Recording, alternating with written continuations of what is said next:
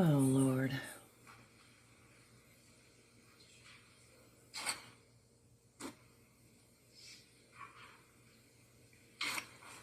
She's definitely very comfortable in the courtroom. I'll bet Mr. Henderson, I believe I'm getting his name right. There have been so many different people, is saying, what the hell did Owens get me into?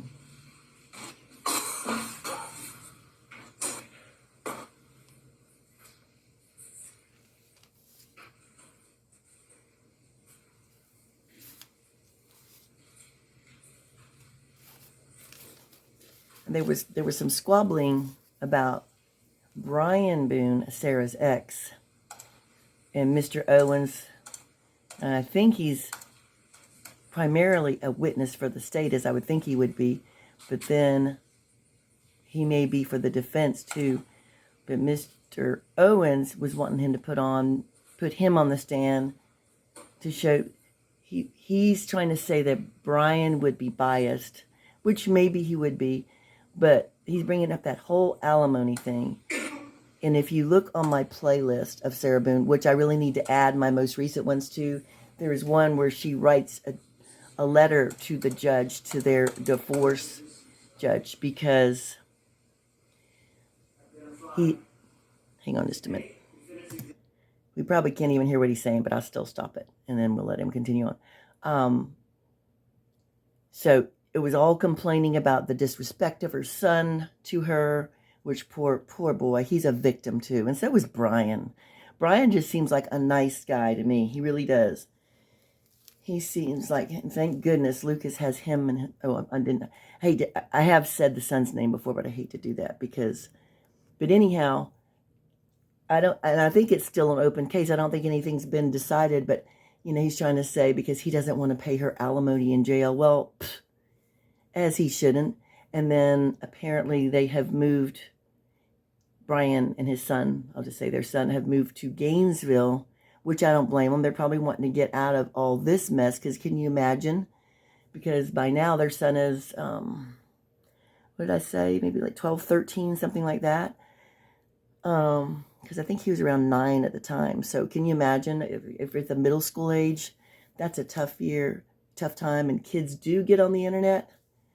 And the fact that they have the same last name, that's just... So yeah, there's the big thing about Brian. So why am I thinking, so I don't think you should have to pay alimony. And move their son. Well, Sarah did not have much to do with him anyhow. Let's get real. Remember, George was the one who was outside playing with him, not Sarah. And Brian would always have to call her multiple times to remind her to pick up their son. So it's not like, even though oh gosh, y'all could probably remember, what is the word she used to describe herself as a mother? I'm sure we can go back, but she's all A's, I excel in everything, I'm a something mother. I don't know, it wasn't excellent, it wasn't stellar, outstanding, I'm not sure what it was, but no, I don't think, I'm sorry. But as according to Brian, anyhow, allegedly, the drinking really got worse after Lucas. And that's why he will be a great witness for the state. But we'll see what happens on that. Anyhow, I digress. But I don't really, because I'm just letting you know I have been really researching this hard. Oops, here we go. Yeah, we can't hear him anyhow.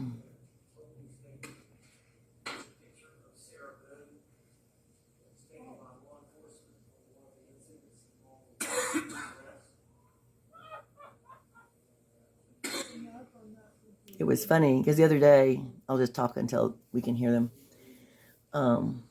In one of the hearings, Detective Copsel, whatever you want to call her, she was over there, Okay, hang on. She was sitting there, watching. And Mr. Owens gets all... He's like, Sarah, he's all jittery and wired. I wonder if he eats a bunch of Pop-Tarts or something. But anyhow, he was saying to Mr. J, he was getting all, like, panties in a wad, because he's like, she's sitting right there. Is she going to be a witness? And Mr. J's going, no, there are no witnesses for the state. It was very funny. But like I said, I will catch all of those moments, and we'll have, even after this is done, we will have months, just like Daryl, of Sarah. So, in a way, I'm kind of glad I didn't capture all that, because we can go back and see what leads up to, I pray, life in prison for her.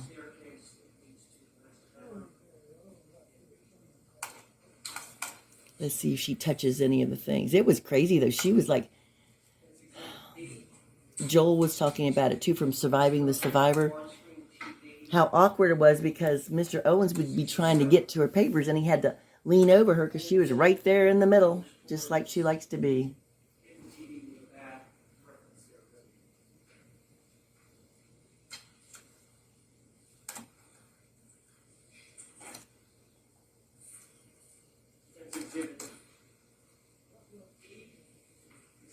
My question is since the judge has said no to some things, although they've really had a lot of wins. I think Judge Kranick, like I said, I think he's been so even and pretty gracious, I think, but he doesn't play either. But that's the steak knife, right? Yeah. Maybe he thought it was a rare piece of meat or something. No, I'm kidding. That wasn't very nice. Who cares, right? I'm a little unfiltered sometimes. Sarah Boone's face, it shows where George Torres poked her with a curtain rod. Mm-hmm. And also, George's brother reported that she had hit him a few times in the face with her phone, his phone. At one time, George did have his own phone, but then it was just Sarah's phone. And so what the defense are wanting to do, too, is bring in past acts of George, criminal acts, to make him look worse, make him look bad, which we know that he was a participant of it. At the end of the day, though, he's unalive, and she's not, and shows no remorse. Custody of the phone. State had the photographs. The state provided the defense in discovery of these photographs. We intend on introducing these photographs. We don't intend on introducing the blow-ups. We intend on introducing the home-size pages of the photographs, and then using these as the. And like I said, I hope this video goes through. Like I said, we've been having internet issues and cell issues. I mean, getting the tower. Any other further argument with regard to the use of those items pre-marked as A through I in opening statement, Mr. Owens? Yes, Sir Judge, I sent you some cases. When did you send it, sir? Oh boy. Last minute everything. I have not received it.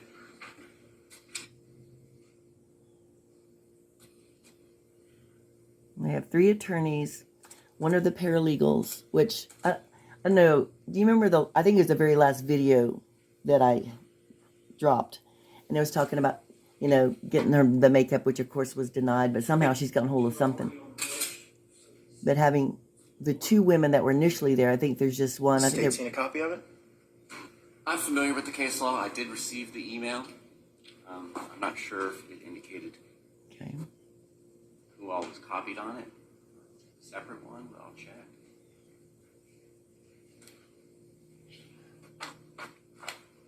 Is it just these 2 cases? Been provided Alsaguer v. State, 326 Southern 3rd, 656, Florida Supreme Court, 2021. Lowe v. State, 259 Southern 3rd, 23, Florida Supreme Court, 2018. Yes, sir. Judge, the court has discretion to allow demonstrative aids. If you look at one or both of those, there was a state wanted to introduce a dummy they were using in a homicide case. which the court allowed other cases of allowed photographs and demonstrative aids to be used in opening statements.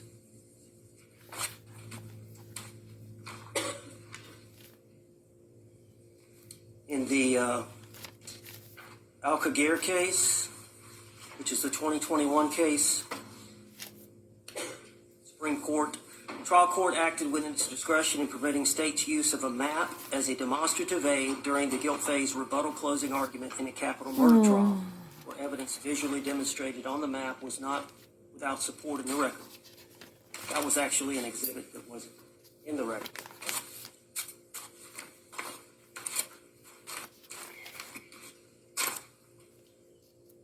The 2018 case, Supreme Court of Florida, again, the trial court acted within its discretion in allowing a demonstrative exhibit. In that case, it was a murder prosecution. The trial court acted within its discretion in allowing the state to use a mannequin in a demonstrative aid in order to show the position of the gun in relation to the victim's body. The mannequin was used to set out the circumstances of the crime and to attempt to establish aggravation. The mannequin was used to demonstrate the location of the gunshot wounds, the angle of the impact against the skin, the incapacitating nature of each gunshot wound, advising of the trajectories were anatomical, not spatial, and had a small degree of error where only was slight difference between the victim's size and the mannequin's dimensions. There was nothing to suggest the mannequin was altered to resemble the victim. The court allowed, again, court's discretion.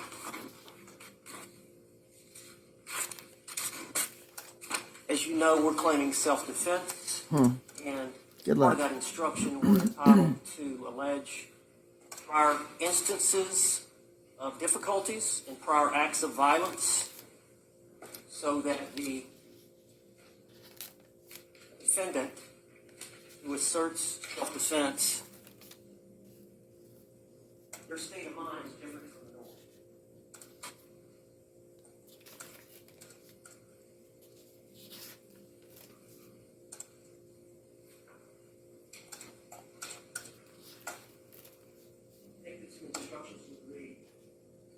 Sarah Boone, who, because of prior threats or difficulties in George Torres, had reasonable grounds to believe that she was in danger of imminent use of unlawful force at the hands of George Torres, you may consider this. Yeah, 103-pound George Torres. Okay.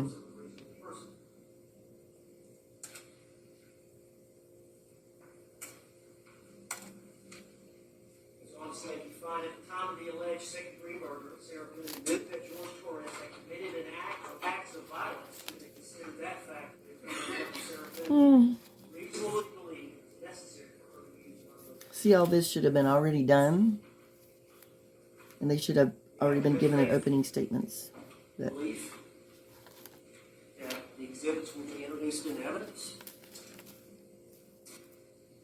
They're demonstrative aids to aid the jury in understanding the circumstances surrounding that relationship and the actions that Sarah took and the reasonableness of those actions in light of their history.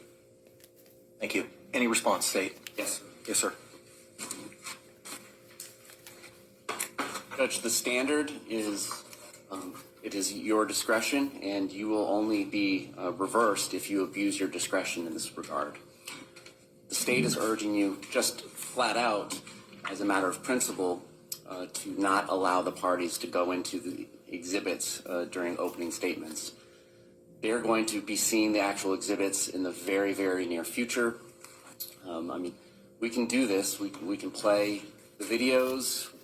We can show gruesome autopsy photographs on the big screen as well during the opening statements, but those things are all coming. yeah. So we're just asking you first in general, let's not extend the opening statements in that regard any more than necessary. Now, our specific objections are this. With A, which is beneath everything now, but the bloody ear from the prior incident, I believe that is from a body-worn camera, and I think he indicated as much. It was not from her phone. If we get to that point where we know that this piece of evidence is coming in, that would be one thing. But right now, the law of the case is they cannot put on any evidence of prior instances of violence, any reputation evidence regarding the victim, or go into battered spouse syndrome in the evidence until self-defense has been established, and that self-defense must be established by the testimony, and in this particular case, it has to come from the defendant, of an overt act taken by the decedent, which resulted in an imminent threat of great bodily harm or death. And we have had that litigation. We have provided the court the most recent testimony regarding the defendant's most recent statements from the two doctors, and it doesn't exist at this time. So it's one thing for the parties to go into things in opening statements that don't end up coming into evidence. And when the defendant does that, well, under King versus State, the state gets to point out, look, they made these promises in opening statements and they didn't come to fruition. So you need to disregard everything that you heard that was going to happen in trial that didn't. But the problem, particularly for the state side, is we don't get to appeal. So if we go through opening statements and we have the jurors not only exposed to our words about things that may or may not be coming into evidence, but exposed to 1,000 words per picture, if a picture is worth 1,000 words, that amplifies the error. And it's an error the state has no remedy to fix. So we're asking for A, which would absolutely come into evidence. If we get this overt act testimony, which has not occurred yet from the defendant, and certainly this is A would come in some of the other letters, and there's nothing wrong with them blowing it up like that. In fact, the state has it on their exhibit, and will be showing it on the screen as well. There's not a lot of dispute over whether that will come in if we meet that standard of an imminent act or overt threat of an imminent act of danger. B, I'm not sure B was on their list of items that they sought to introduce from the phone. We would argue a picture of her with her dogs on her porch doesn't have any relevance. I don't expect that to be coming into trial, so we're objecting on that separate ground. And then returning back to C, D, E, F, G, H, I. State is all aware of those photographs. We are prepared to introduce them ourselves through the digital evidence.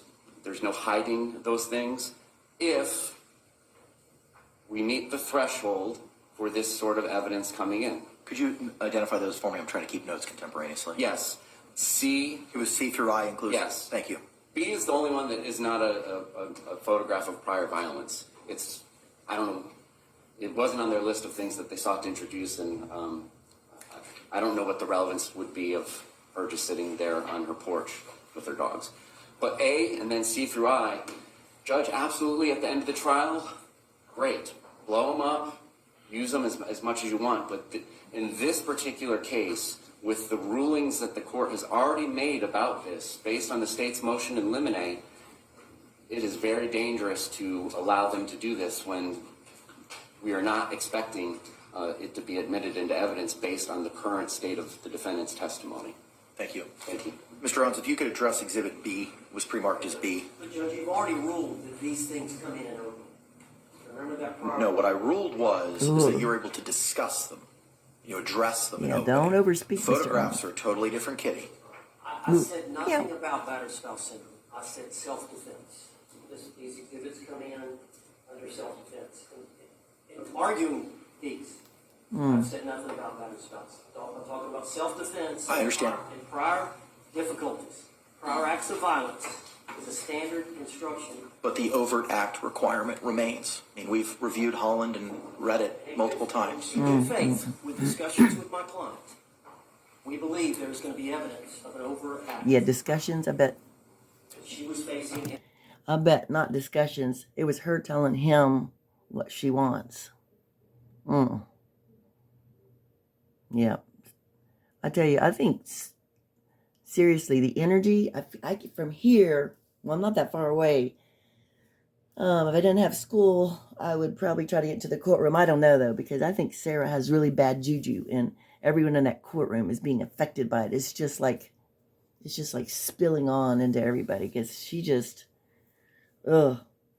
And I think she just thrives on drama and chaos and craziness because to her, that's probably normal.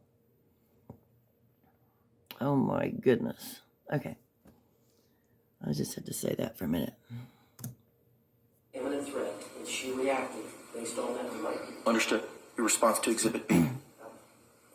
Look at B. Which one's B? It's her on the back porch with the 2 dogs. Judge, not only did he abuse, George Torres abused. That's not the issue. The issue is that the state represented that it was not part of your exhibit list. I believe it is a part of the exhibit list. We got this from the state.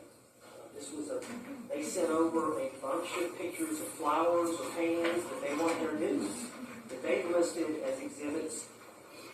I thought for sure we put this on there, but the relevance of it is not only did he abuse Sarah Boone, George Torres, he abused the dogs. And he would threaten to abuse the dogs. What does that have to do with anything? Oh, come on. Okay. I hope he didn't do that. They're checking, Judge. Oh my gosh. The court's prepared to rule at this point in time. Yeah, Thank you both for your presentations and your Sit down, argument. Mr. The Owens. court's had the opportunity to what was pre-marked as A through I inclusive. First, with regard to the portion of the 3.9 instruction, purposes of opening statement is to set the table of what the issues are, what the parties believe the facts and evidence will show. It is not a proper time to be discussing law or elements of law, and that is an element of law that will be instructed to the jury at the end of the case. So the court's going to exercise its discretion for those reasons and prohibit you from using the portion of the 3.9 instruction in opening statement. You could talk about this is a job that you're going to have, but I'm not going to allow you to read portions of the instruction for those reasons at this time. With regard to what was pre-marked as A through I, the Holland case is clear.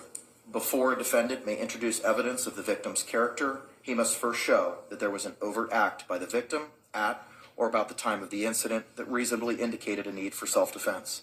I understand your good faith belief. I take no position on whether or not you're going to make it or not. That's something that you're going to have to establish. But the concern is that the photographs, some of them are graphic in nature. The lacerations, the sutures, the bruising, facial wounds with bleeding may have such a impact such that the toothpaste cannot be placed back into the tube, assuming that overt act hurdle is not met.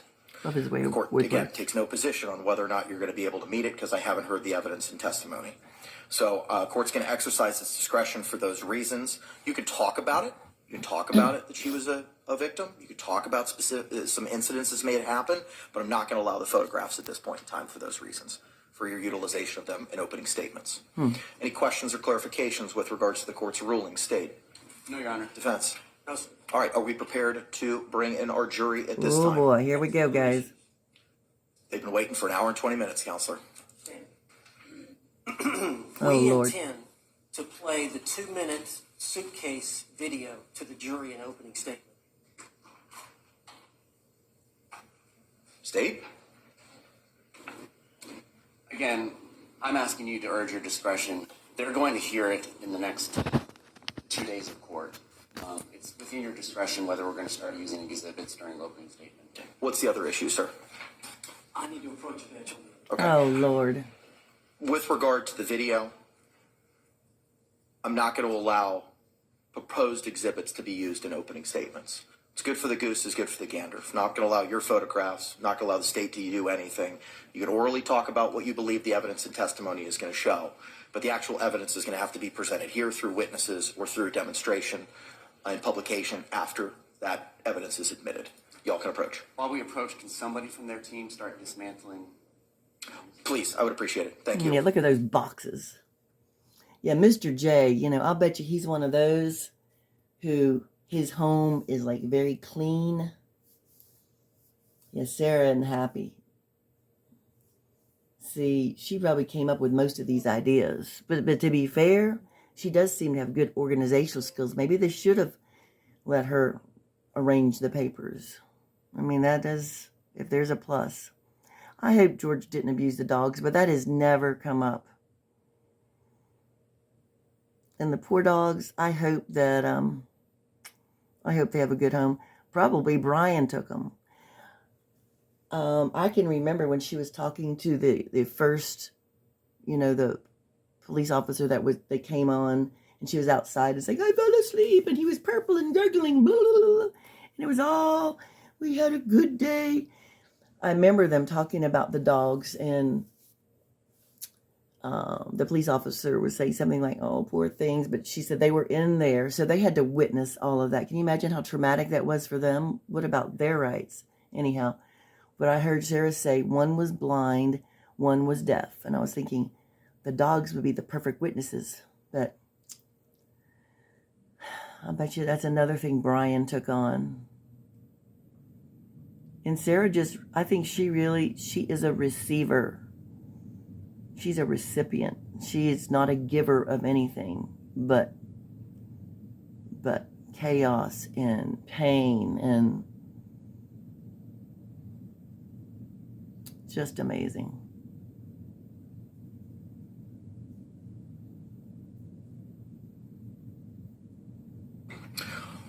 Any reason why we cannot bring in our jury at this time? State. Yes. Defense. Yes, sir. All right, let's stand and bring in our panel. Oh boy, why aren't they moving those? Oh, I thought they were going to move the boxes. What about those boxes? What? That looks very. This is going. I feel very anxious. Y'all feel anxious? If you haven't watched it already. And I just hope I can get this to upload. That's going to be very frustrating if I can't. And this is the only day I can do this. I might have already said that because school, we're not in session today. And I'll figure out how I do the other ones. But I'm not going to speak before I make sure I get this up. Look at her. She's going to try to look all. And she'll talk all sweet. Or y'all may be seated. Oh boy. Oh my goodness. State, do you recognize our jury? Yes, Your Honor. Defense, do you recognize our jury? Yeah. Can the parties approach for a moment?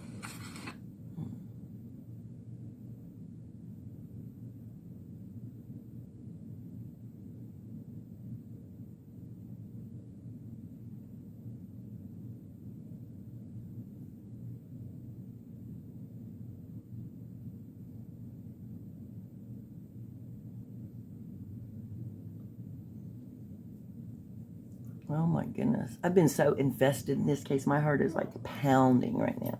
Of course, I also had a cup of coffee, which I don't normally have, and that could be contributing. All right, members of our jury, good morning.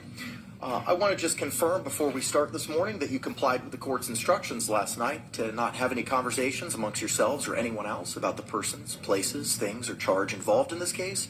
And then you have not conducted any independent investigation regarding those items. You just raise your hands to confer that you complied with the court's instructions. All right, the record will reflect that all jurors have raised their hands. Members of the jury, yesterday I told you that you may happen to see the lawyers in the courtroom or in the courthouse going about their affairs. And again, they're not trying to avoid you or speak to you because they're not allowed to. Did anyone happen to ride an elevator this morning with any of the attorneys, either for the state or for the defense? All right, juror in seat number 3 from my left, first row. Yes, ma'am. Okay, thank you. Can you all approach for a moment? Let's do it. And a juror in seat 4, left to right, first row. Yes, sir. Who did you ride the elevator with? Do you recall who specifically, sir?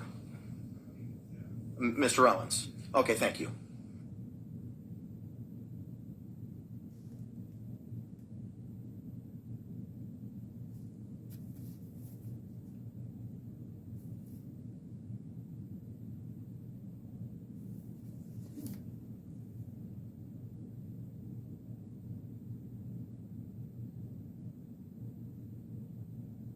Again, I want to recommend, if you want to get the full account of the jury selection and all that, go to Joel's Surviving the Survivor, because he also has excellent guests each evening. Well, I thank you both for your honesty. I appreciate that. It's something we talked about earlier this week. That's the one thing that we required and asked of you, is just be open and honest. And I appreciate both of y'all's open and honesty. During the ride in the elevator, was there anything that you saw or observed that it would impacted you or influenced you in any way to have any impact on you? Juror number 3, left to right, first row. Juror number 4, left to right, first row. Okay, thank you. All right, with that, members of the jury, we're going to proceed with opening statements this morning. Both the state and the defense will have the opportunity to present them. I ask that you listen closely to those statements that they're going to provide. But remember, these are not evidence. This is just the party's belief as to what the facts and the evidence will show in this case. As for the conclusion of the opening statements, we'll begin with the state's case in chief through witnesses. With that, Mr. J, you may proceed, sir. Thank you.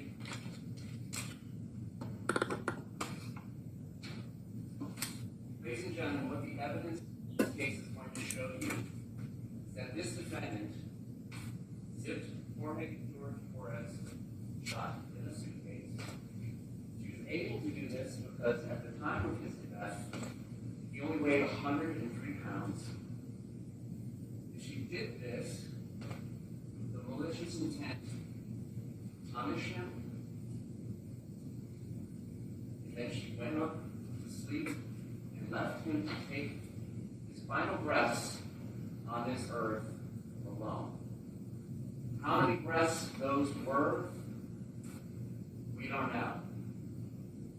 The evidence is going to show that it was at least for about 15 minutes, because there's going to be 2 videos that the defendant herself took of this event.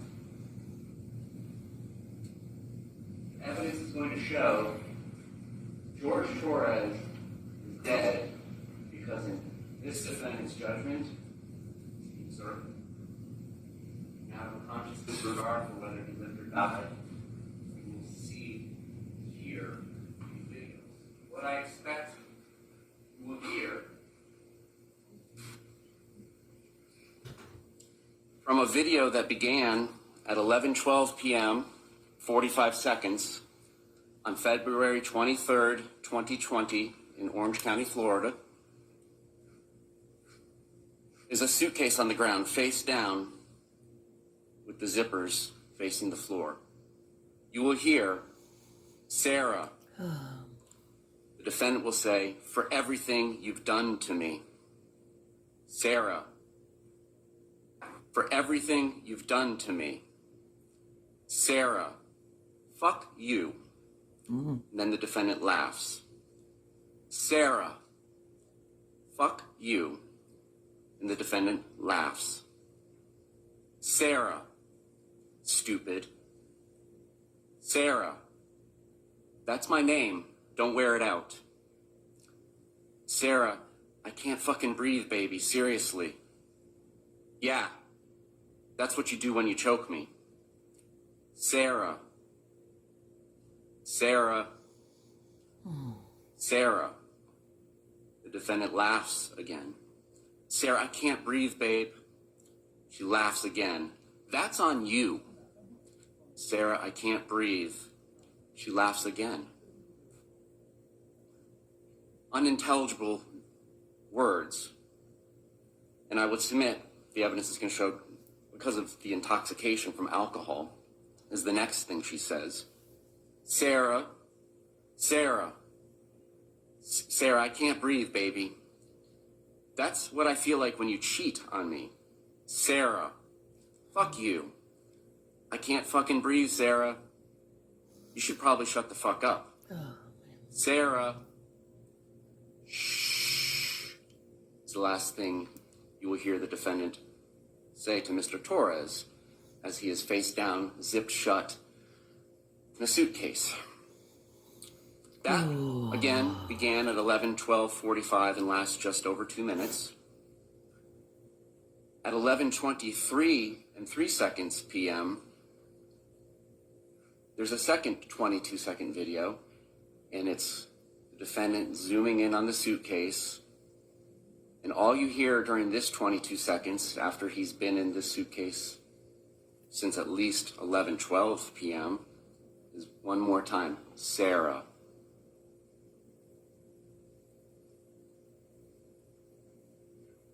How did we get to this point where 103-pound George Torres in this suitcase left gone? Oh, can't hear him. next morning, the defendant wakes up, late morning, perhaps early afternoon, somewhere in this time range, several hours later. And she goes downstairs, and she doesn't see George anywhere, just Suarez. Eventually realizes, oh my God.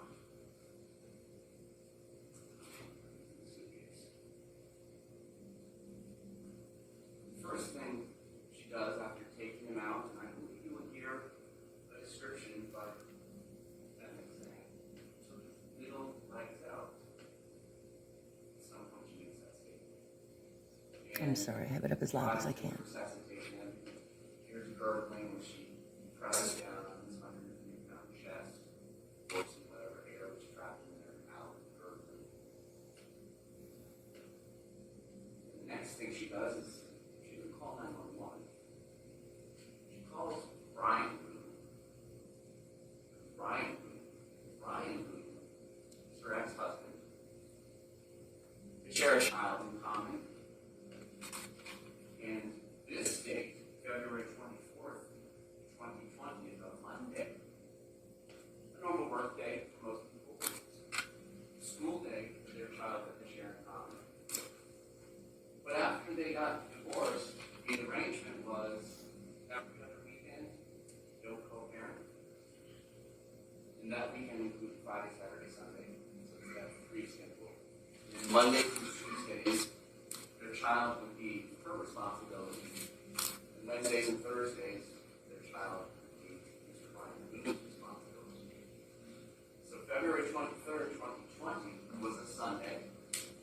Now he's led into Monday.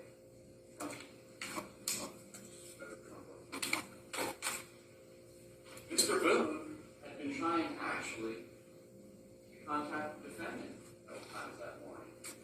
He just wanted to confirm she was going to get their child after school that day.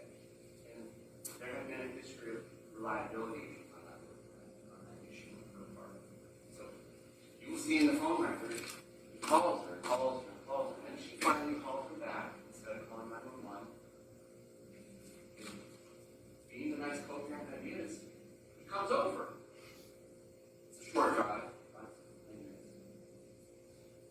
And as she's explaining to him what the heck is going on, he peeks in through the front door of her townhouse, which allows you a view all the way to the back sliding glass door. You're going to see that her kitchen is off to the right. There's a doorway that you can see all the way through.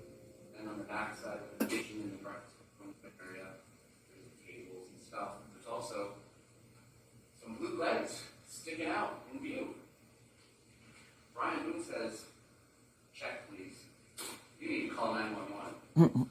He doesn't set foot into that townhouse. Smart He man. does wait outside though, being the good co-parent that he has been. So now, after having first called her ex-husband, after having first waited for Brian Boone to come over, the defendant makes the 911 call.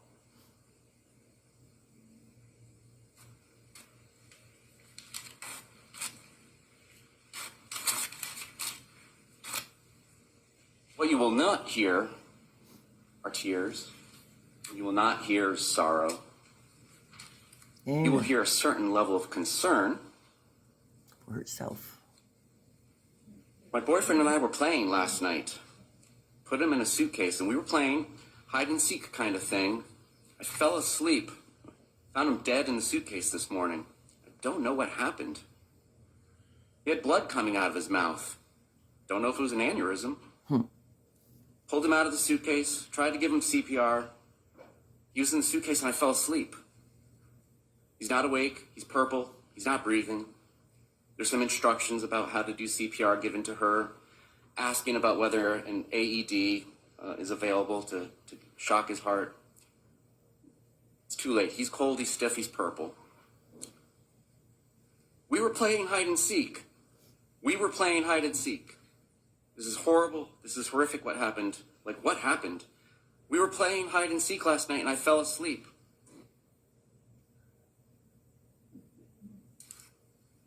So she mentions that there was blood coming out of his mouth. And his body, like all bodies in suspicious deaths, was taken to the Ninth District Medical Examiner's office in Hot Hospital. What the doctor found was suspect.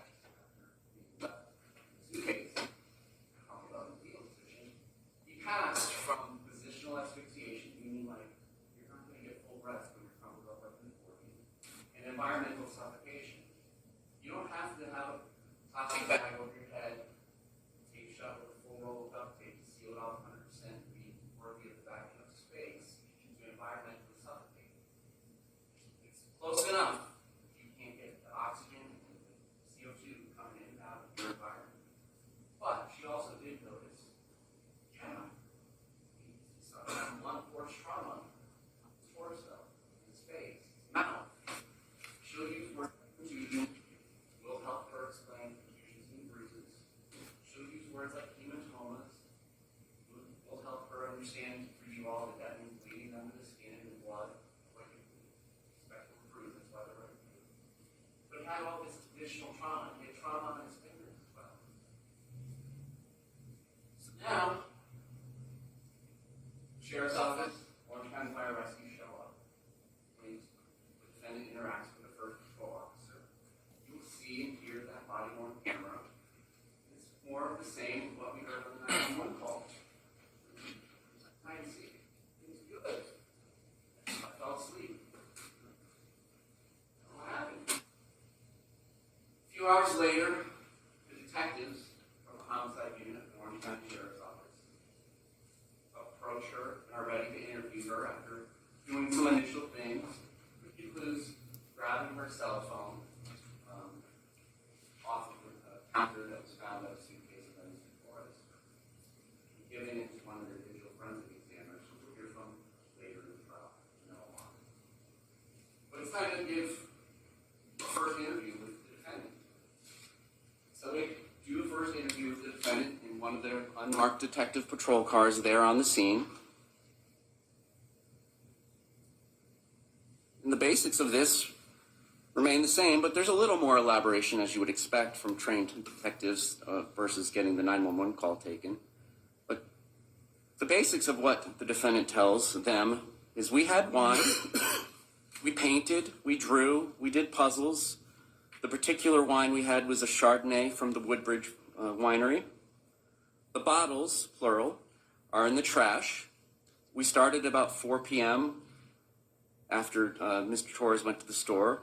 Puzzles, art, listening to music, enjoying each other's company. We were literally just enjoying one another's company. The other bottle of wine that was left over from Boone wasn't even half full, so the description she is saying is one bottle of wine and plus a fraction of a bottle of wine left over from the night before. Ladies and gentlemen, not all bottles of wine are made the same. Many of us may envision what you would expect at a restaurant.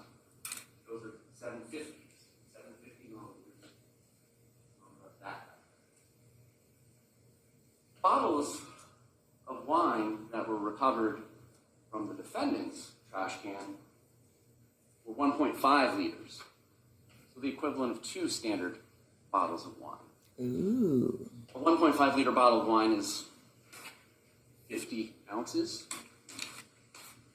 Given that a standard serving of wine is 5 ounces, you can begin to do the math. And here's receipts. The day before, Saturday, February 22nd, 2020, there is a receipt from Publix for a bottle of Woodbridge wine for $9.74. And then Sunday at 12:17 p.m., there is another receipt for $9.74 for a Woodbridge Chardonnay bottle of wine. And then at about 5:30 in the afternoon on February 23rd, again, there is another receipt for the same bottle of wine for the same price. And those 2 bottles of wine were recovered. They're going to be produced to you in evidence, and you will see that they are, in fact, Magnum bottles of wine. So that's the context that we're dealing with when we hear things like, we only had 1 bottle of wine, and we finished what was left in the bottle of wine from before. Well, ladies and gentlemen, There's two 1.5 liters that apparently were consumed by a 103-pound man and the defendant, who is in the same weight class. Plus, if you believe that the defendant and the decedent would leave leftover wine from any given day, any additional wine that was remaining from the 1.5 liters from Saturday. Ladies and gentlemen, that's a lot of wine. So in that context, we were just having wine, enjoying each other's company. At one point we play hide and seek. She says she didn't zip it up all the way. There was enough room, in her words again, there was enough room for his little fingers to get out. Oh. We were still having a good time and whatever. And basically, you know, Mr. Torres is stressing out about jobs, his ex-wife, about money. And so they're just doing puzzles and doing things to keep his mind off of it. Doing art, playing with the dogs, dancing with the dogs, playing hide and seek. We were always trying to outdo each other where we could find each other the best.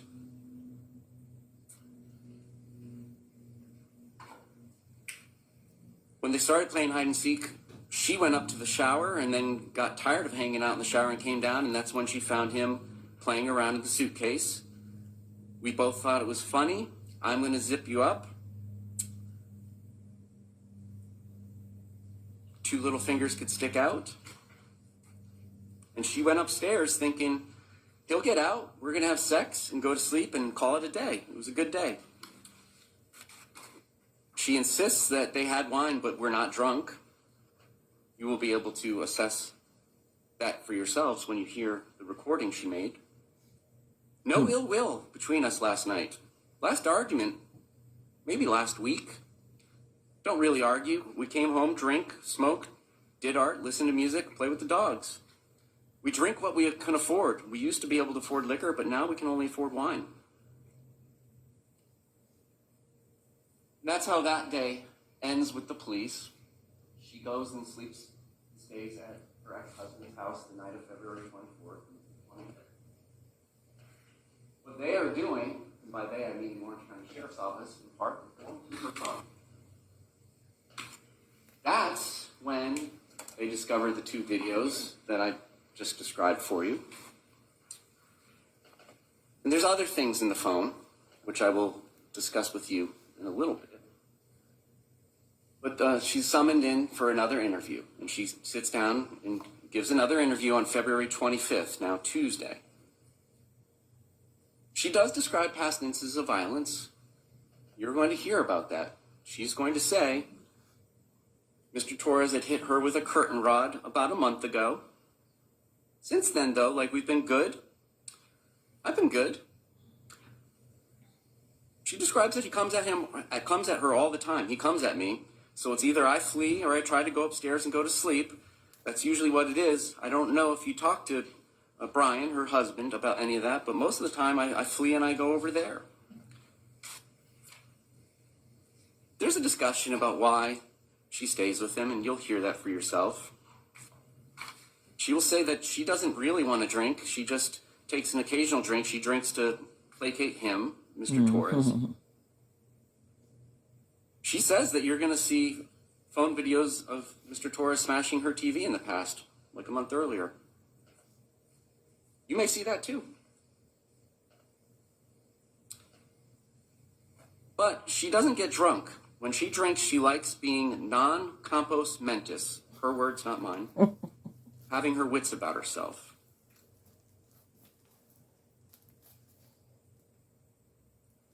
Then she gets to the hide and seek again, and describes that they've played it 3 times before,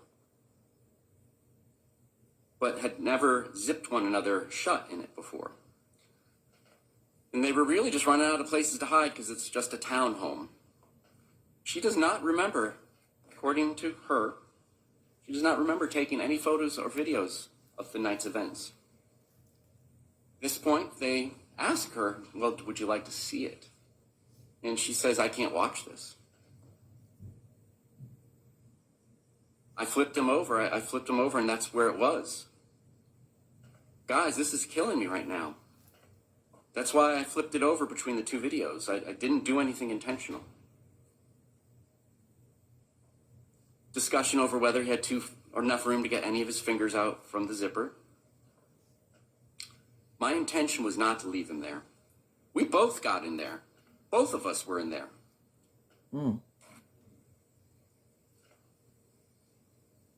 When she went upstairs, my plan was not to, quote, he'll be up here any minute. My plan wasn't to leave him in the suitcase.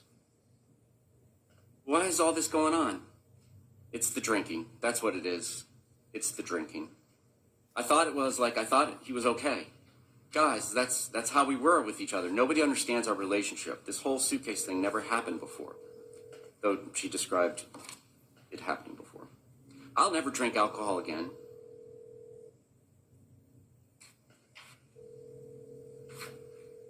She insists that she has no injuries on her. And you don't have to take her word for it, because they took photographs of her and there were no injuries on her. She insists over and over that there was no violence that day. It's like, okay, we're in a good place right now.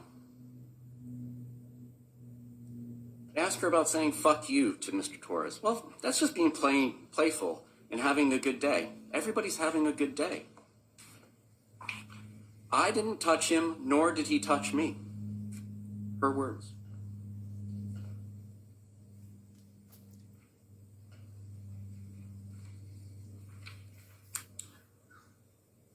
What else is found on her phone? There's a conversation between Mr. Torres' brother, and again, nobody knows who's using these phones at the time text messages are sent in these records that you're going to see. But it's indicated that there's a communication between one of the decedent's brothers and the owner of the phone that was taken that belongs to Miss Boone. The text from the brother is, yo, my daughter told me what you did, Sarah. I don't want you around any of my daughters or nieces and nephews. And that's Christmas 2019, just under 2 months before this event. She replies, or the person using her device at this time, ugh, your quote-unquote dad hit me in the face. There we go. Next text is, hide and seek, I shall.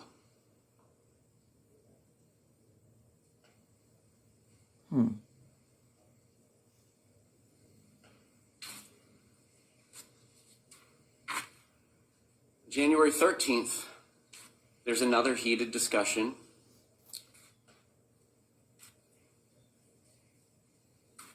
She describes it on January 13th in a text to Mo, the brother again. It's a Torres thing.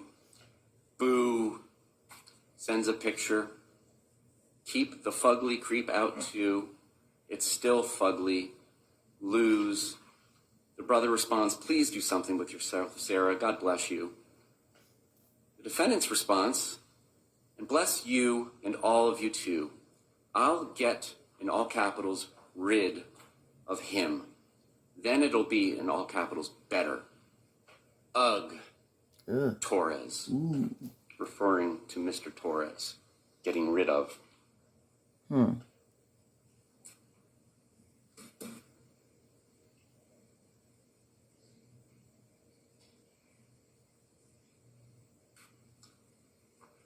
That's the case.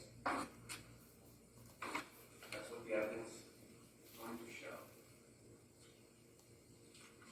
But we, the state of Florida, and the members of the jury in our journey through this case, we're all going to come up to a door that says, danger, keep out, stay away, by court order. That door says,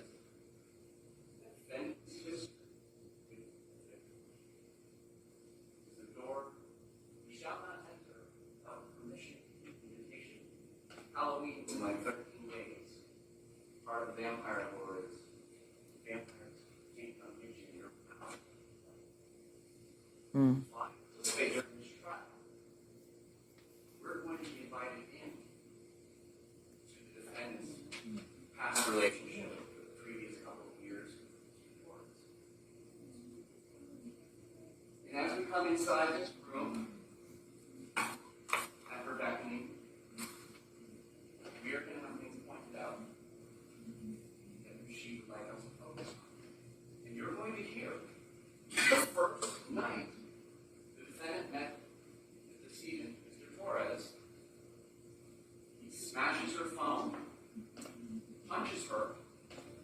first time in her life she ever been punched. I expect the testimony to be. And he made her curl up in a fetal position on her own porch for 4 hours. And she was only able to escape this situation when he fell asleep. I expect that you're going to hear that Mr. Torres is an alcoholic. I expect you may hear his high score on his blood alcohol level was a 342 once when he got treated at the hospital. This is a man who had serious alcohol problems, and I expect you're going to hear about that.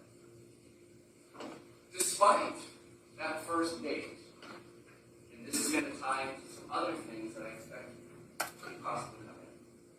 Despite that first date, despite at that point in time of this first date not having a relationship, emotional ties, the things that come along with a relationship that make it harder to break off a relationship, it's one thing to have a bad first date, it's another thing to end a 25-year marriage.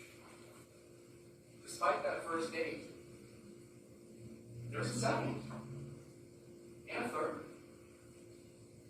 Now these days are at bars, and there's nothing wrong with that. But, and it just typically ends up, she's going to tell you, I suspect, or you're going to hear that she said one way or another. It's one thing or the other. Like, I ask a dude for a cigarette, Mr. Torres flips out, and I'm going to pay the price. Just things like that. You're going to hear, potentially see, yes, there were injuries that the defendant is going to attribute to the victim causing her.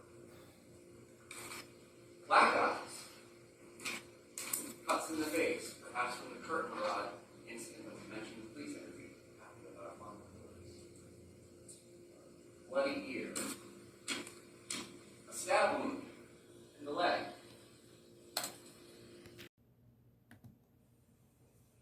Which is perhaps described as sword fighting, playing around. But nonetheless, I suspect you're going to hear and see a lot about their past history. And at the end, if this occurs, if this comes in, the state is going to have the opportunity to take the lead of the tour in this room labeled the defendant and the victim's past history. I'm not going to go into that now. If this all comes to fruit, the blooms on the tree during the trial, we'll discuss it at the end where it's more appropriate. But I'm asking you to not rush to judgment until you hear all of the evidence in the case. And then apply whether or not these past instances have anything to do with what happened later. Now, like a home inspector, there are experts to come in and kind of help walk everybody through this room labeled the defendant and the victim's past relationship. I suspect there's a chance you may hear from some experts, psychologists and psychiatrists, about battered spouse syndrome. The state is not challenging in any way that battered spouse syndrome exists. It's well recognized, the experts will tell you all about it. Not disputing at all. But there's some things that we would hope that you pay attention to during all the testimony, if there is any, about this subject matter. One is that it's not actually a recognized diagnosis in the Bible that they use in mental health called DSM-5. Diagnostic Statistical Manual, version 5. It's text revision, something like that. What it is, and what they describe it as, is kind of a component of post-traumatic stress disorder, PTSD. But because it's not actually in the book, it's like a recipe book. It's like our statute books for lawyers. You go into this book and say you have a particular disorder or diagnosis. It'll say, well, all of us agree that it needs these three elements, like elements of crime. Some of these elements have to be prevalent for a certain amount of time, so on and so forth. You imagine it's a cookbook. Gives you the recipe for a diagnosis.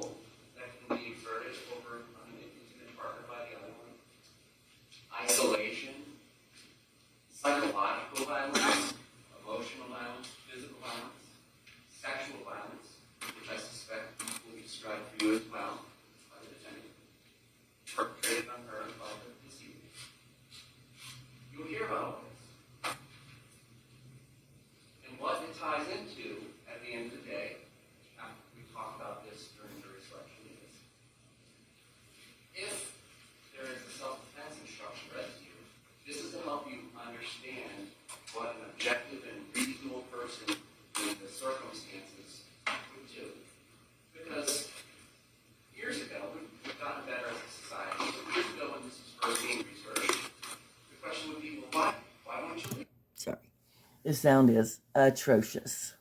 You can hear all the background noises on everybody's mic, but I would just recommend you wear earbuds or whatever you use so you can hear better, but also be careful because at some points it might be louder.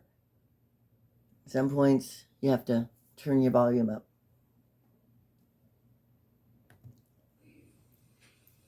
That spouse syndrome, the testimony from the experts help explain those things to people. Well, it's not that easy. You got to look at what's going on in the relationship, the isolation, control, so on and so forth. That explains why. Now, but turning to the facts of our case, what you're going to decide the facts are is ordinary, objective, reasonable person in those circumstances taking those actions if you get a self-defense charge. That's what it's used for. It's not used for explaining subjective beliefs that one holds. What you will also hear about these things is just like any other doctor or any expert, like a home inspector. If a home inspector's report was based solely on the person who's trying to sell the house, what they say about the house, great shape. I rewired the entire thing. Brand new JDC pipes. This sucker's good to go. I'm pretty that $600,000. You're not going to take that home inspector's report unless they lift the hood, take the tires, do all the things that the Fox on here, the Carfax does. You want an expert to get reliable information. The expert's opinion is only as good as the information that he or she relies on. They will say, yeah, you gotta take into account the credibility of the person who's giving you the story. Even if it's the patient, the client that is saying all these things happen to her. You gotta find proper information. You gotta check reliability. Particularly circumstances that we discussed. Another thing that they're going to tell you is just because there's a bunch of violent nonsense going on between two intimate partners doesn't mean that a spouse syndrome applies. Some people can go home and fight like cats and dogs. That's just their day. They get over it. They live their life to find another day. Their cycle just spins like that. So just because you hear about those things, what the experts will tell you, it doesn't mean that it necessarily applies. If this testimony comes in, I expect that Dr. Harper will say it applies to this group. But we'll talk to her about what she relied upon to make that conclusion. We'll talk to her about some other things to take that journey together. But at the end of the day, after you hear all of the evidence in this case, particularly straight from the horse's mouth, the video, where you don't have to rely upon the credibility of anything other than your own two eyes and your own two ears, the state's mentally going to return a guilty verdict for second-degree murder. What the evidence is going to show is that the defendant killed Mr. Torres because she decided he deserved it. Not because the evidence will show an objective, reasonable person in her circumstances. Thank you. Wow. Thank you, Mr. J. Any opening remarks by the defense? Judge, can we invoke the rule that has been? I've already advised the witnesses. Okay, the rule of sequestration will be invoked. Thank you. Here we go. Oh boy. You may proceed, sir. Ladies and gentlemen, good morning. Appreciate y'all being here. I was introduced before. My name is James Owens. And I represent Sarah Boone, along with Tony Anderson and Karen Gay. Oops. This is going to be a civil day trial. Obviously, today, we're not sure, but trying to make arrangements to get this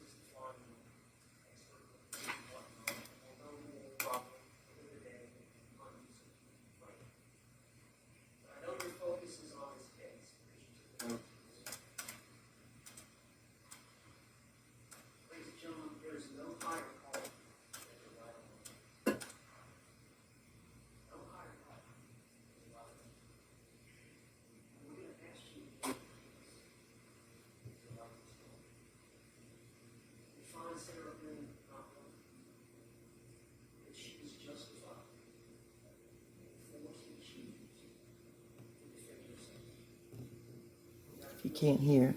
I can hear a little bit. She was justified. Between Sarah Boone Oh, much better. and George Torrance. Thank you. Long time. Sarah Boone and George Torrance were down and out, as you can be.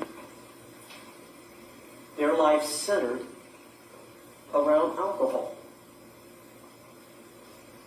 Both of them suffered from, used to be called alcoholism, now it's called alcohol abuse syndrome.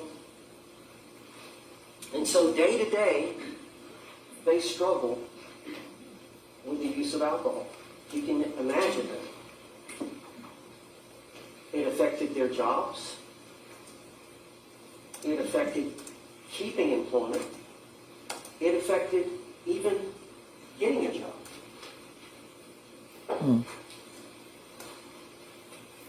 As codependent as you can be towards each other. And you're going to learn with all that was domestic violence. And that George Torrance physically abused Sarah Boone. And she suffered from the effects, the psychological effects that one suffers from repeat violence from an intimate partner. They were together over 3 years, and there were several prior incidences of violence. We've got the photographs. There were incidences where police were called who took photographs. So you're going to be able to see the evidence. And we believe the court will instruct you at the end when you're considering self-defense, which we call justifiable use of non-deadly force or justifiable use of deadly force, that you can consider the prior acts, the history of violence, the prior difficulties that the parties had. In considering her set of circumstances that she was faced with in making the decision to use reasonable force under the circumstances. And the most important thing I can tell you here today is keep an open mind. There's two sides to every story. You're going to hear the state's side in attempting to paint her a certain way, as they've done here today in opening statement. And then you're going to hear another side. And you're going to have to weigh that. All the evidence, the credibility of the witnesses, the photographs, the videotapes, and come to a conclusion.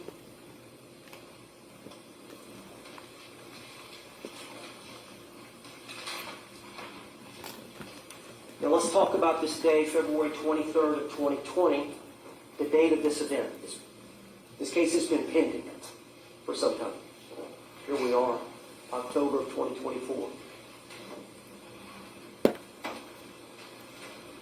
I think the evidence is going to show that they had purchased some wine the day before, but they hadn't finished all of that.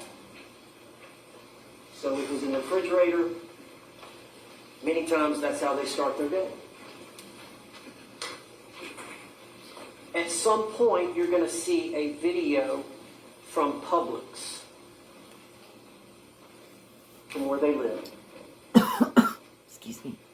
I believe it's Winter Park. But Publix was not too far from their apartment complex. And they took their car, they drove over there.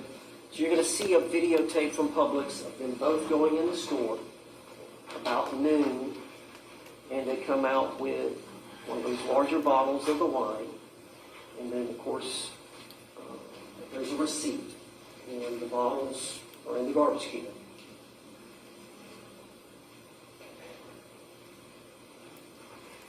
Of course, there obviously is an attraction between the two. And as everybody knows, couples can have great times where things click, everybody gets along, and then we can have episodes of disagreement. And how are those resolved? Really, that's what this is about. How are disagreements resolved? But George was very jealous of Sarah. And you're going to hear the testimony about that. And that he cannot, in certain situations, he can be very charming. But when his level of intoxication gets to a certain level, is when he gets sad, moody, and a lot of times eventually it involved forcible sex with Sarah Boone or actual physical violence against her.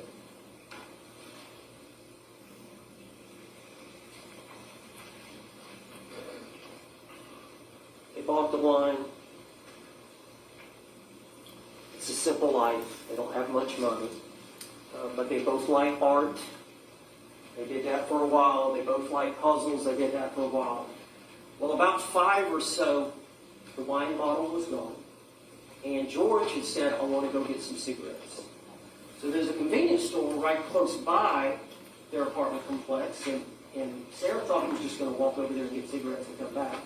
But no, what he did was he got her keys, he got her debit card, and he went over to the Publix and he got another bottle.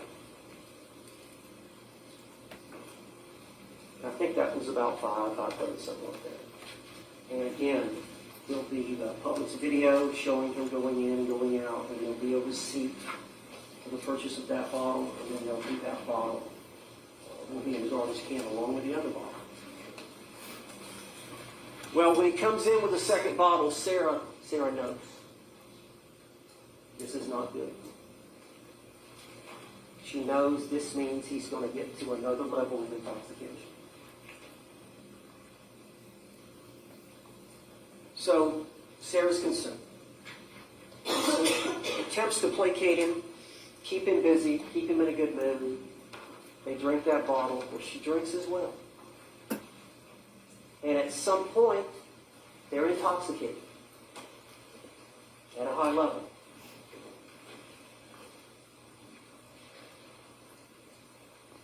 As some people do when they're drunk, they get silly. And they decide to play a game of hide and seek. She goes upstairs, their bedroom's upstairs, to the shower and waits for a period of time. And he doesn't come to her. At some point she gets cold, she gets tired. She wants to go see, well, maybe we got it mixed up. Where is he? So she goes downstairs, and they had gotten a suitcase down a week or so ago. It's an old suitcase that they were going to donate to Helping Hands or Goodwill or somebody, and they were putting some items in there. And it's a broken down suitcase. It's a large suitcase. They both weigh about 100 pounds. And they don't eat good. Malnourished to a large degree. But the pull handle is broken off. And they've attached a little paper clip that's got the rubber around it. And that's how they move it back and forth. Well, she comes down the steps. She sees him getting in and settling in the suitcase. So she walks over there, and they see each other, and they smile and laugh, and she zips him up. And she zips him up, and they laugh for a while.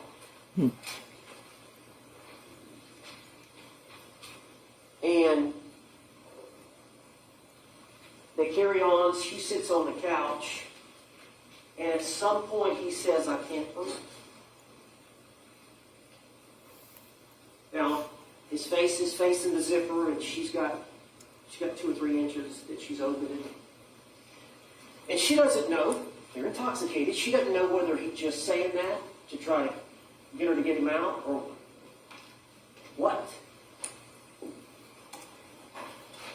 But he's a captive audience. Physically, they're the same size, but he's much stronger than her. If they got in a fist fight, he would win 100 times out of 100. But she's got him down. He claims he can't get up. He has to sit and listen. It's a unique form of physical restraint. I'll see. And so she lets him have it. Says things she shouldn't say. You'll see the video. It's about 2 minutes long. She videotapes it. She sits on the couch and turns her phone on and videotapes it for about 2 minutes.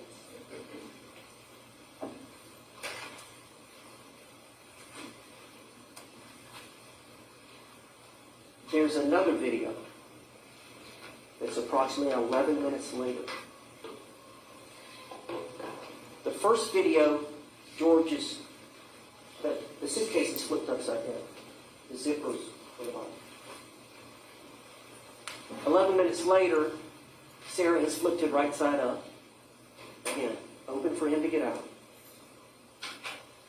And it's only 22 seconds. And you hear George say, Sarah. And that's it. Now, the key to the case is that 11 minutes. And what happened during that 11 minutes. Okay? That is the key to this case.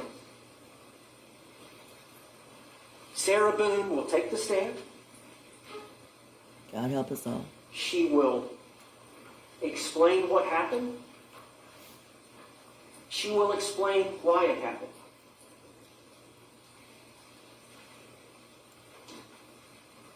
The evidence will show that she was justified in the action she took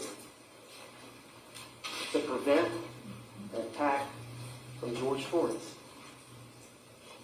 which the law acknowledges that every one of us has a right to invoke, the right of self-defense.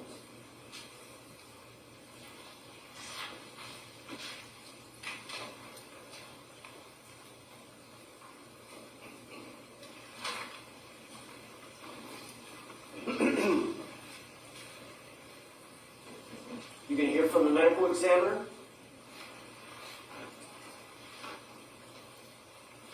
She is going to tell you about some bruising on George Torres. Of course, he was in the suitcase a while, deceased, we believe. And that changes things a little bit, as the medical examiner will explain, but there's some bruising. Sarah's going to explain that to you. Why that happened. What were the circumstances surrounding that? Involving the bat. Mm-hmm. Her son comes and stays with them from time to time. He has his own room. He has several of his things there. And there's a bat downstairs. The same bat that George Torres used, and there's a video where George is threatening Sarah. And he's swinging the bat at the TV about as hard as he can. And he does it about 6 or 7 times. You'll see it. Sarah's recording it. And it's during an argument. And he's trying to intimidate.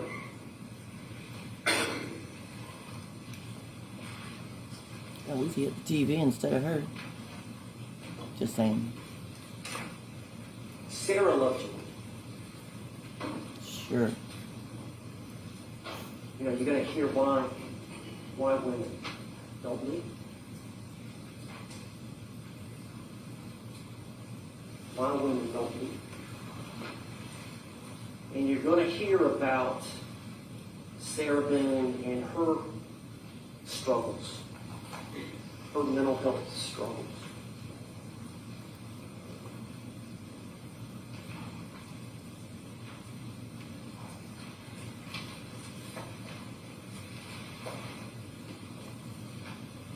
Sarah had no intent to kill. The prosecutor mentioned she wanted him to die.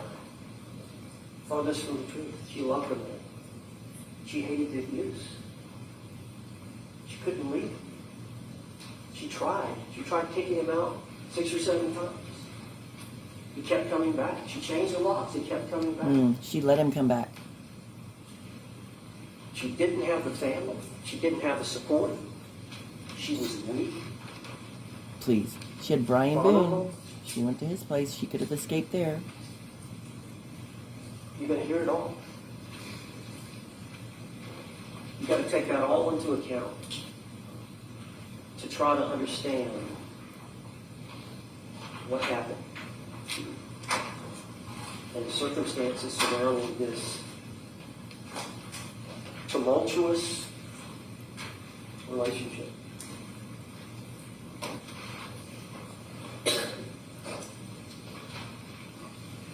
Now, you're going to find that Sarah's not perfect. Yeah. She thinks she is. And,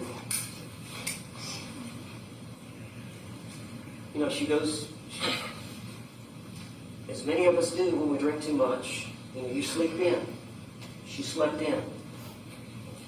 11, 12, 1, somewhere around there. She moseys downstairs looking for George. She thought he was on the computer looking for a job. She looked outside, maybe he's out smoking a cigarette, and she sees a suitcase.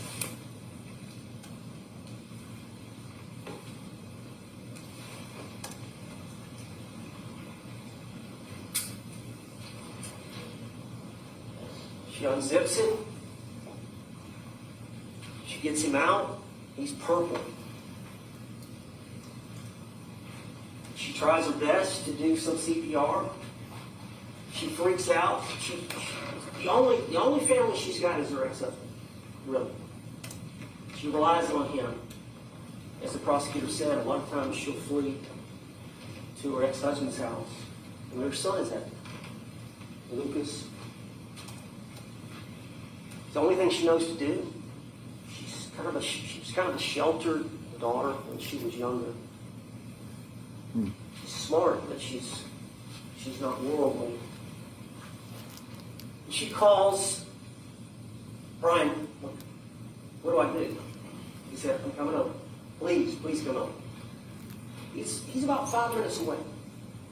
And she calls him again within a couple of minutes. Yeah, I'm on the way. He gets there. He walks in the foyer and sees his legs. He called 911. She calls 911 within a minute or two.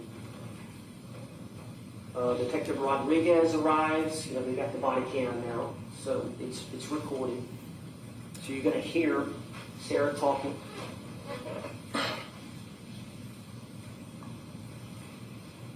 But Sarah's freaking out. Sarah's thinking, and I'm somehow responsible. Yeah, a little bit. Eventually, she gives a statement to law enforcement. She gives one to Detective or Deputy Rodriguez. Of course, she's not the homicide investigator. She's just responding. She's the first responder. And you know, they know what to do. They try to assess the situation. They start putting the tape out, and then they call for the homicide investigators to come, which takes a little time. So she gets a statement from Sarah. Eventually, the homicide detectives get a statement from Sarah and one of the unmarked squad cars. And it's recorded. You may hear that. And then the next day, they take Sarah's phone. Sarah gives them the phone, signs the consent to take the phone, take it to, they have a phone extraction people at the sheriff's department where they can take out all the data, all your phone calls, text messages, photographs, videos, all that. And they find these two videos. Sarah's not aware. She doesn't remember making the video. You can imagine. She gives them the phone. Well, she makes no attempts to do anything other than, here's the phone. So they tell her, you're going to get your phone back tomorrow. We'll bring it back to you tomorrow. Well, they end up having a conversation with the female detective, homicide detective, Hobson, is her name. Chelsea Hobson. And they end up, Deputy Hobson was pregnant. Or Detective Hobson was pregnant. Said, end up, hey, we're not going to bring your phone. I'm not feeling good.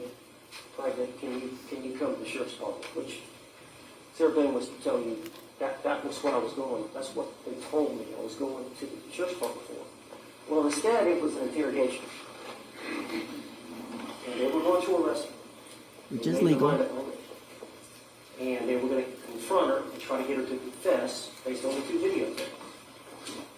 And so there's approximately a 2-hour interrogation that was on the 25th in the afternoon. When she got there to get her phone, they said, well, we got to come up here. We need to talk to you. And they got her in the room. It's a small room, but it's being videotaped and audio taped. And it goes on for about 2 hours of them trying to get a confession to murder. And it doesn't happen. But Sarah lies. She's scared. She can tell they're trying to pin her on this, that this was some kind of intentional act. Huh. And it was not. So she lies. She's not a lawyer. She doesn't know about self-defense. She doesn't understand she has a lawful right to defend herself. She doesn't understand that she's justified in using the force that she used. She doesn't. I wasn't there to advise her. No lawyer was there. She could have gotten one. So she lied. And you're going to hear that. So you're going to have to balance that versus her taking the stand and testifying for you. And we simply ask that you look for the evidence of cooperation of her testimony. It's going to be later, probably next week. The judges will tell you in reading instruction on evaluating a witness's credibility. And they'll talk about corroborative evidence, other evidence that's consistent with the testimony that Sarah Boone gave. So you're going to have to weigh that in her testimony.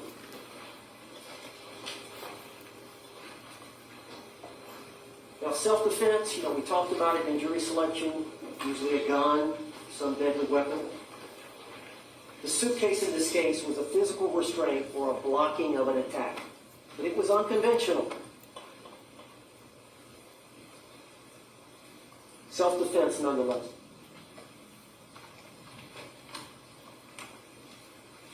Now, as I said, the struggles that occurred, many of them involved the police. So you're going to actually hear from some of the police officers. Maybe some body cam footage.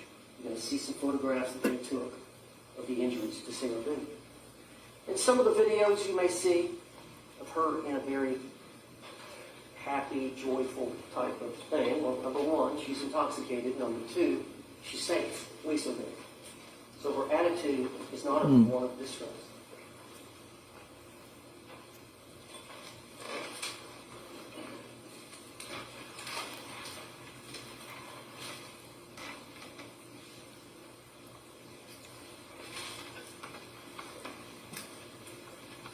We're here today, full packed courtroom.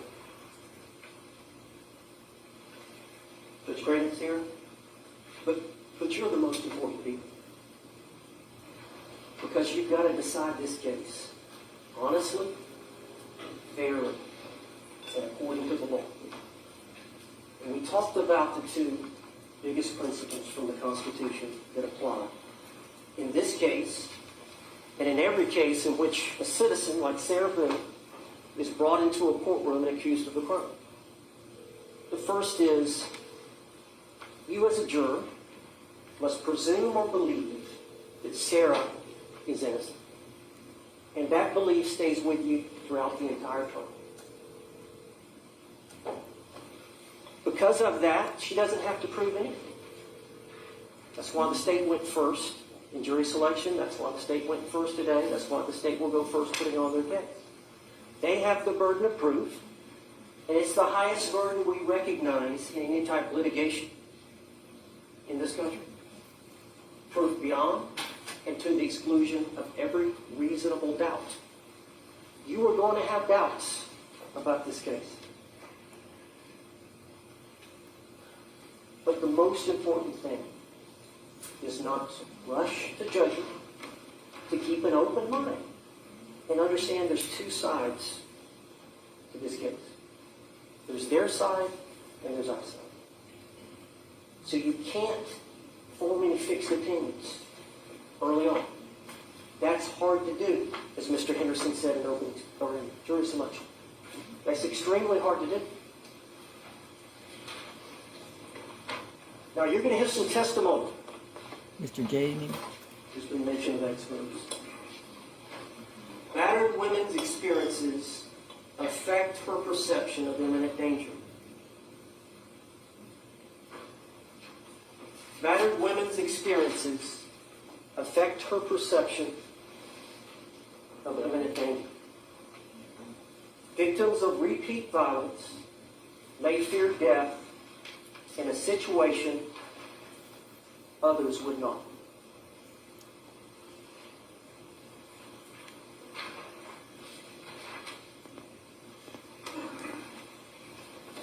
After hearing both sides of this case, we're confident you're going to have a reasonable doubt. And we're going to ask you to follow the law and do justice in this case. And find Sarah Boone not guilty. Because it's the right thing to do.